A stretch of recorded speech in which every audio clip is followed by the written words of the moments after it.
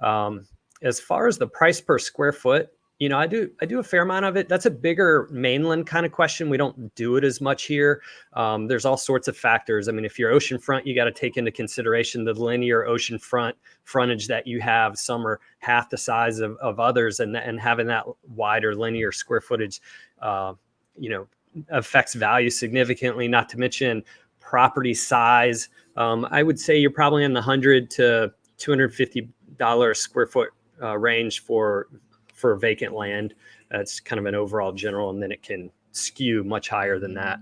And it's interesting, the smaller the lot, the actual higher the price per square foot it gets. And Hawaii has a lot of smaller lots. So yeah, I didn't really think about that, but you're right. Especially I know certainly on Oahu, those smaller the price per square foot is actually a lot higher, right, on those small compressed properties because of their dense where they're in, their location, urban yeah. proximity, et cetera, et cetera. Yeah. Yeah. What's the math on a 1,500 square foot lot? Like, there was actually a 1,500 square foot lot that I showed as a Diamonds and Deals not too long ago.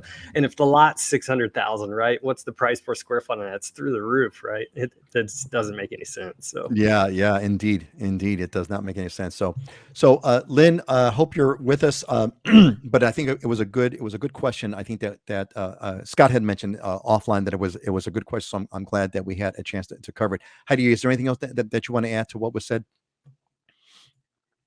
No, not really. I mean, it's an excellent question, and it's one of those things that would kind of be worked on individually based on what your goals are and the areas you're looking at. Because, as I'm sitting here, I'm just thinking of more and more considerations and factors with permitting and CCNRs and different neighborhoods that really determine what kind of house you can build. I mean, there's some subdivisions in Kaanapali in my area where you used to be able to buy a pretty nice lot for 300,000-400,000, but then the CCNRs require you to pretty much build a $2 million home on that lot. So And Heidi, excuse me, a CCNR stands for what?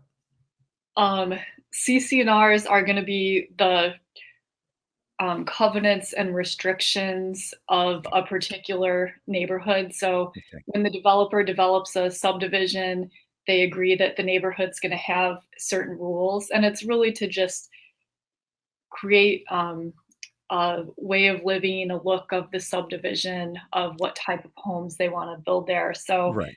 I mean, if you're buying into a particular neighborhood or subdivision, it can be convenient because often utilities, everything's already set up for you, versus where you're buying somewhere off in the wilderness. I mean, you might not have any water, you might have to set up your own catchment system.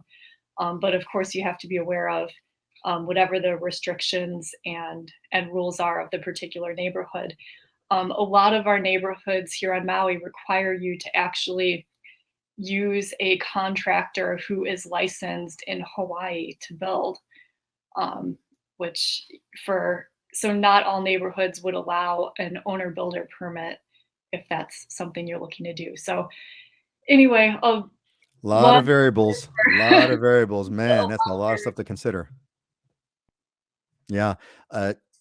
To me, it just, it kind of really says, man, you better hire an expert. You better hire someone who's done this before, who knows what they're doing. Scott, go ahead.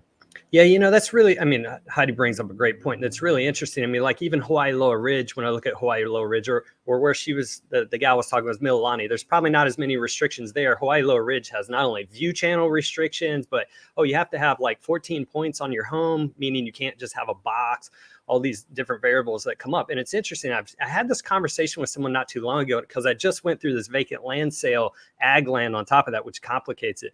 And we were in and out of escrow multiple times. And the biggest issue was the agents that were bringing the buyers, the agents didn't understand construction and they didn't understand ag lots. So not only do you have this, okay, I'm going to buy this property. What can I do on the property? If your agent doesn't understand all those components, man, it gets to be really difficult, a lot more challenging to move that thing through the sale process. Because if, for example, they wanted a 45-day inspection period, I go, what do you need a 45-day inspection period? I can tell you where your site plan should go based on how this lot is. This is where your utilities would come through, But because the agent hadn't gone through that, and the buyer has fear of the unknown, Now you got to bring in all these other different experts that are busy right now, that are taking a lot of time. So we ended up having almost a 90-day closing on this vacant land because of the complexity that goes with building on a lot. It's not just the lot that you're buying. Yeah, man. I mean, it's kind of funny. And Jim David is commenting here. Same here in California beach areas. I mean, Jim, California is notorious for all kinds of restrictions of you name it, of CCNRs to Heidi's point, and that plus government requirements, etc. So yeah, these are the things that make this a complex process. And again, I just keep thinking to myself, man, you really need to have an expert to kind of do this stuff, because otherwise, good good luck. And over 1,000 square feet for several years. Yeah, I mean, this is kind of where it kind of gets us. This is where we're at with all the various overheads that people have to deal with, overheads and requirements. Heidi, to your point, for example, you have that a licensed contractor is who is in Hawaii, so you're carrying, you can't do a design build or an owner builder kind of a thing. That's not a possibility. All kinds of things that drive up the price. All right, so hey gang,